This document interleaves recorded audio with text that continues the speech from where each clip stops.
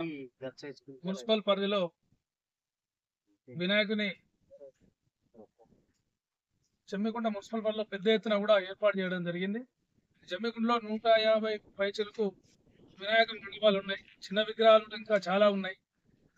ఈ రోజు నిమజ్జనం రోజు మరి 9 రోజులు భక్తి శ్రద్ధలతో పూజించి మరి నిమజ్జనం రోజు ఇక్కడ కూడా అవాంఛనీయ సంఘటన జరగకుండా మున్సిపల్ కమిషనర్ అండ్ సిబ్బంది గౌరవ కౌన్సిలర్ అందరూ కూడా కలిసి మా ఎలక్ట్రిసిటీ డిఈ గారు, ఏఈ గారు, మా ఏడీ గారు, మా మున్సిపల్ ఏఈ గారు, మా మున్సిపల్ సిబ్బంది అందరూ కూడా 4 రోజుల నుంచి కూడా అనునిత్యం కూడా పనిచేస్తూ ఉన్నారు.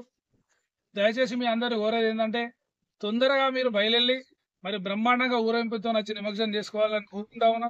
ఎక్కడ కూడా కరెంట్ వైర్లు కూడా వెళ్ళకుండా ఏఈ వాళ్ళు కూడా పర్యవేక్షణ చేస్తూ ఉన్నారు. లోపల ఇక్కడ పోలీస్ సిబ్బంది కూడా పర్యవేక్షణ ఉన్నది. ఇక్కడ మా హెల్త్ డిపార్ట్మెంట్ కూడా ఉన్నది, రెవెన్యూ డిపార్ట్మెంట్, తహసీల్దార్ వీళ్ళందరూ కూడా ఉన్నారు.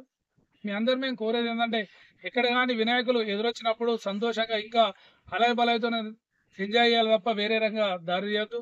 మీ అందరిని కోరేది ఏంటంటే 9 రోజులు నవరాత్రులు బ్రహ్మాండంగా భక్తి శ్రద్ధలను పూజించి ఈ రోజు మనం ఇన్ టైంలో తీసుకొచ్చి అందరం కూడా ఇన్ టైంలో ఇంటికి పోతే బెటర్. పబ్లిక్ కూడా ఇబ్బంది కాకుండా, వచ్చే వినాయకులు కూడా ఇబ్బంది కాకుండా అందరూ తొందరగా వేసుకొని మరి అందరు ఇళ్లలో పోతే మరి సంతోషపడతాం.